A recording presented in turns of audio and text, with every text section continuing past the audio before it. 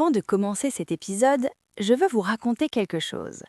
J'avais peut-être 7 ou 8 ans, et ce matin-là, mon père s'est levé très tôt. Je l'ai entendu dans la cuisine faire un bruit bizarre. Je suis descendue sur la pointe des pieds et je l'ai vu, en train d'essayer de faire des crêpes pour ma mère. Il avait de la farine partout, sur les mains, sur le tablier, même sur le front. Les crêpes étaient brûlées d'un côté et crues de l'autre, mais il avait mis une petite fleur sur l'assiette, une seule fleur, cueillie dans le jardin. Et quand ma mère est descendue et qu'elle a vu ça, elle a pleuré. Pas à cause des crêpes, à cause de la fleur. C'est une très belle image, Sophie. Ce jour-là, j'ai compris que le 8 mars, ce n'est pas une fête avec des fleurs et des chocolats. C'est un moment pour reconnaître, pour dire merci, pour voir vraiment les femmes autour de nous. Et c'est exactement ce qu'on va faire aujourd'hui. Bienvenue sur le French Potatoes Podcast. Moi, c'est Arthur. Et moi, c'est Sophie. Et aujourd'hui, on va parler d'une journée très spéciale, le 8 mars, la journée internationale des droits des femmes. On va vous expliquer son histoire, son sens profond, et on va aussi vous donner des mots et des expressions utiles pour en parler en français.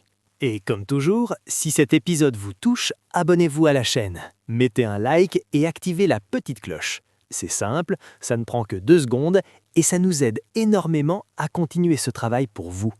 Alors, on commence. On commence. Commençons par le commencement. Le 8 mars. C'est une date qui a une histoire longue, riche et profondément humaine. Et souvent, on célèbre cette journée sans vraiment savoir d'où elle vient. Alors Sophie, dis-nous tout. Au début du XXe siècle, dans plusieurs pays du monde, des femmes ont commencé à se lever, à prendre la parole, à descendre dans les rues pour réclamer quelque chose d'essentiel, le droit d'exister, comme des citoyennes à part entière, le droit de voter, le droit de travailler dignement, le droit d'être entendues. En 1910, lors d'une conférence internationale des femmes socialistes à Copenhague, une femme politique allemande du nom de Clara Zetkin a proposé de créer une journée internationale des femmes. Et l'idée a été adoptée.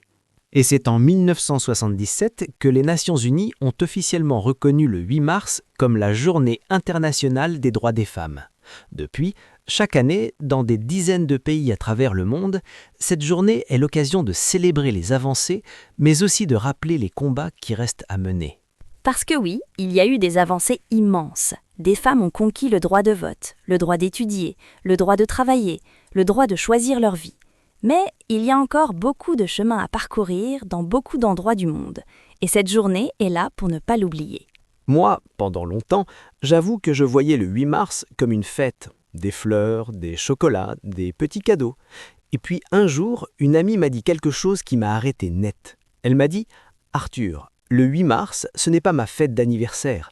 C'est le jour où le monde est censé reconnaître que je suis un être humain à part entière. » Et cette phrase m'a ouvert les yeux. C'est une phrase forte et elle dit une vérité importante. Le 8 mars, ce n'est pas une journée pour offrir des roses en pensant que c'est suffisant. C'est une journée pour réfléchir, pour écouter, pour se demander, dans ma vie, dans mon entourage, est-ce que je respecte vraiment les femmes ? Est-ce que je les entends ? Est-ce que je reconnais leur travail, leur intelligence, leur force ? Et en France, cette journée est marquée par des manifestations, des conférences, des débats, des expositions. Les rues se colorent souvent de violet, qui est la couleur symbolique de cette journée avec le vert et le blanc. Et dans les écoles, dans les entreprises, dans les médias, on parle des droits des femmes, des inégalités qui persistent et des changements nécessaires. Ce que j'aime dans cette journée, c'est qu'elle nous force à sortir du quotidien, à regarder autour de nous avec des yeux différents, à penser aux femmes qui se battent encore aujourd'hui pour des droits que beaucoup d'entre nous considèrent comme acquis. Et à penser aussi aux femmes extraordinaires qui nous entourent, dans nos familles, dans nos amis, dans nos vies. On est sur le French Potatoes Podcast, alors bien sûr, on ne peut pas parler du 8 mars sans vous donner des outils pour en discuter en français, parce que ce sujet est important. Et pouvoir en parler avec précision et respect, c'est essentiel. Voici quelques expressions clés à retenir. Première expression, lutter pour l'égalité. Par exemple, des millions de femmes luttent pour l'égalité chaque jour. Ça veut dire se battre, se mobiliser pour que les droits soient les mêmes pour tout le monde. Deuxième expression, briser le plafond de verre. En français comme en anglais, on utilise cette image du plafond invisible qui empêche les femmes d'accéder aux postes les plus élevés. Elle a brisé le plafond de verre en devenant directrice générale. Troisième expression, rendre hommage. On dit rendre hommage à quelqu'un pour reconnaître ce que cette personne a accompli, pour lui dire merci de manière sincère et profonde. En ce 8 mars, nous rendons hommage à toutes les femmes qui se battent pour leurs droits. Et enfin, une expression très utilisée ce jour-là, prendre conscience. Ça veut dire commencer à comprendre quelque chose d'important. Le 8 mars nous invite à prendre conscience des inégalités qui persistent dans notre société. Une expression simple mais puissante. Notez ces expressions, utilisez-les, parlez du 8 mars en français autour de vous. C'est aussi comme ça qu'on fait vivre une langue, en l'utilisant pour parler des choses qui comptent vraiment. Sophie, je voudrais qu'on prenne un moment dans cet épisode pour parler des femmes qui nous inspirent.